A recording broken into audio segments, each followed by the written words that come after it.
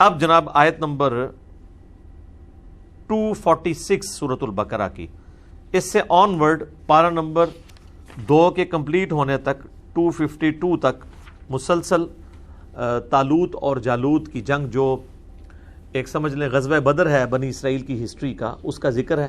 بخاری مسلم میں انہی آیات کی روشنی میں آتا ہے کہ غزوہ بدر میں بھی نبی الاسلام کے اصحاب جو ہیں وہ 310 سے کچھ اوپر تھے، یعنی 313، اور جو طالوت کے ساتھ جنہوں نے مل کے جہاد کیا جالوت کے خلاف، وہ بھی بنی اسرائیل میں مسلمان 313 تھے۔ الم تر الی الملأ من بنی اسرائیل من بعد موسیٰ، کیا تم نے نہیں دیکھا اس گروہ کو جو بنی اسرائیل سے تھا موسیٰ علیہ السلام کے بعد، یعنی وہی جو میں نے بتایا سرائے سینا میں جن کی وہ پوری پرورش ہوئی، ایک ان کے یعنی آباء و اجداد تھے اور ایک یہ لوگ تھے، اور اس کے بعد پھر 12 قبائل سے حکومتیں بنیں، پھر کافروں نے ان پہ حملہ کر کے بنی اسرائیل کی 12 حکومتیں بھی ختم کر دیں، پھر دوبارہ زوال کا ان کے اوپر پیریڈ شروع ہو گیا۔ تو اب دوبارہ سے عروج کی طرف جانے کے لیے انہوں نے کہا اذ قالوا لنبی لہم، جب انہوں نے اپنے وقت کے پیغمبر سے کہا لہم ابعث لنا ملکا نقاتل فی سبیل اللہ، کہ آپ ہمارے لیے کوئی ایک ایسا امیر مقرر کر دیں کہ اس کی سرکردگی میں ہم اللہ کی راہ میں جہاد کریں، کوئی بادشاہ سپہ سالار مقرر کر دیں۔ اب یہاں سوال پیدا ہوتا ہے کہ یہ وقت پیغمبر کیوں نہیں سپہ سالار بنا؟ یہ ہمیں یعنی اس کانٹیکسٹ میں تورات میں ملتا ہے کہ یہ یعنی سیدنا تورات سے مراد اولڈ ٹیسٹمنٹ، جس میں اگلے انبیاء کے صاحب بھی ہیں، ورنہ صرف تورات کی بات کریں تو وہ تو اس واقعے کے بعد نازل ہوئی ہے، داؤد علیہ السلام تو بعد میں منظر عام پہ آئے ہیں۔ اولڈ ٹیسٹمنٹ میں جو سموئیل پیغمبر کے جو صحیفے ہیں نا، اس میں یہ ملتا ہے کہ یہ سموئیل پیغمبر تھے۔ تو انہی کے نام کے اوپر وہ آپ کے ویسٹ انڈیز کا جو پلیئر ہے سیمیل، ہاں، تو یہ کرسچنز کے ہاں یہ نام چلتا ہے بنی اسرائیل کی ہسٹری میں، ہم اسے سموئیل کہہ دیتے ہیں اردو کے اندر۔ تو وہ جو سموئیل پیغمبر تھے وہ کافی بوڑھے ہو چکے تھے، تو ان کو کہا گیا کہ آپ کوئی مقرر کریں۔ ہمارے نبی علیہ السلام کے کیس میں بھی آپ دیکھیں، آپ علیہ السلام تو چند ایک میدان جنگ میں سامنے آئے نا، ادروائز آپ علیہ السلام خود تلوار لے کے تو میدان جنگ میں نہیں آتے تھے۔ صحابہ کرام تو یہ رسک نہیں لیتے تھے کہ آپ صلی اللہ علیہ وآلہ وسلم کو فرنٹ پہ لے کے آئیں، وہ تو آخری وقت تک، ایون غزوہ بدر کے موقع پہ بھی آپ کا خیمہ تو پیچھے لگا ہوا تھا، وہ تو احد کے اندر بھگدڑ مچ گئی تو کافر نبی علیہ السلام تک پہنچے، وہ ایک ایکسیپشنل کیس تھا۔ اس طریقے سے غزوہ حنین کے موقع پہ چونکہ 12,000 کا لشکر ہی تتر بتر ہو گیا، تو نبی علیہ السلام تو چونکہ لیڈر تھے تو آپ نے فرنٹ سے لیڈ کیا اور خود آگے گئے، اور پھر قرآن میں آتا ہے بس ایک مٹھی پھر آپ نے کنکریوں کی پھینکی تھی، وما رمیت اذ رمیت ولکن اللہ رما، تو وہ سارے کے سارے اندھے ہی ہو گئے سامنے۔ تو یہاں پر وہ پیغمبر بوڑھے ہو چکے تھے تو ان سے ریکویسٹ کی گئی کہ آپ ایک کوئی ینگ سا سپہ سالار ہمارے لیے مقرر کریں، ہم اس کی سرکردگی میں مل کے تو دوبارہ سے اپنی کھوئی ہوئی جو سرزمین ہے شام کی وہ حاصل کر لیں۔ تو اب وہ پیغمبر کیا کہہ رہے ہیں؟ ظاہر ہے ان کی مینٹلٹی کو تو سمجھتے تھے نا۔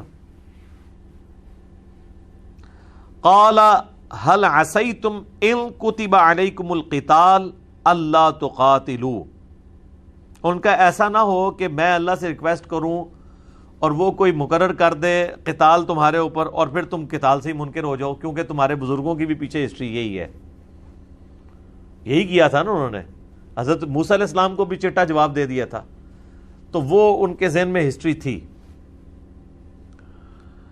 قالوا وما لنا الا نقاتل فی سبیل اللہ، وہ کہنے لگے کہ یہ کیسے ہو سکتا ہے بھلا کہ ہم جہاد سے منکر ہو جائیں۔ وقد اخرجنا من دیارنا وابنائنا، جبکہ ہمیں ہمارے گھروں سے نکال دیا گیا، ہماری اولادوں سے ہمیں محروم کر دیا گیا، ان پہ اتنے ظلم ہم پہ کافروں نے کیے ہیں، تو اب تو ہمارے پاس کوئی اور چارہ ہی نہیں ہے کہ ہم اپنی سرزمین دوبارہ سے حاصل کریں۔ لیکن سر یہ نعرے ہی ہوتے ہیں صرف، پریکٹیکلی جب برا وقت آتا ہے نا تو معاملات کو لے کے چلنا بڑا مشکل ہو جاتا ہے. یہاں پہ بھی آپ دیکھیں کتنے لوگ گلے پھاڑ پھاڑ کے نعرے لگاتے ہیں، لیکن پریکٹیکلی جب دین پہ چلنے کی باری آتی ہے تو ان کے لیے چلنا مشکل ہو جاتا ہے. اور وہی ہوا، فلما کتب علیہم القتال، جب ہم نے ان پر قتال فرض کر دیا، تولوا الا قلیلا منہم، تو سب کے سب منہ پھیر گئے بجز چند لوگوں کے. واللہ علیم بالظالمین، اور اللہ تعالی خوب جانتا ہے ظالموں کو. یعنی کون سے مخلص لوگ تھے اور کون سے لوگ مخلص نہیں تھے، اللہ تعالیٰ خوب جانتا ہے ان کو. لیکن سر اس کے اگینسٹ ہمارے محبوب صلی اللہ علیہ وآلہ وسلم کو جو اصحاب ملے ہیں نا جی، ان کی کوالٹیز ایکسٹرا آرڈنری تھی، اور انہوں نے کسی موقع پر نبی صلی اللہ علیہ وآلہ وسلم کو پیٹھ نہیں دکھائی. ایک وقتی طور پر بھگدڑ کا مچ جانا غزوہ احد پہ یا حنین کے موقع پہ، یہ چند ایک چھوٹے چھوٹے واقعات ہیں، اوورال ایسا نہیں تھا. نبی صلی اللہ علیہ وآلہ وسلم کی مبارک زندگی میں سب سے مشکل جو جہاد تھا نا، جسے اللہ تعالیٰ نے خود قرآن میں جیش العسرہ کہا ہے، تنگی والا جہاد، وہ غزوہ تبوک تھا. کیونکہ مقابلے پر بھی اس وقت کی سب سے بڑی سپر پاور تھی، رومن امپائر تھی، اور 1.5 لاکھ کی ان کی فوج مکمل اکوپمنٹس کے ساتھ. اور یہاں پہ اکثر لوگ پیدل ہیں، اور اتنا لمبا سفر 700 کلومیٹر کا تبوک کا مدینہ شریف سے، پھر بھی انہوں نے استقامت دکھائی. 30,000 کے قریب لوگ نبی علیہ السلام کے ساتھ نکلے. لیکن یہاں پر ایسا نہیں ہوا.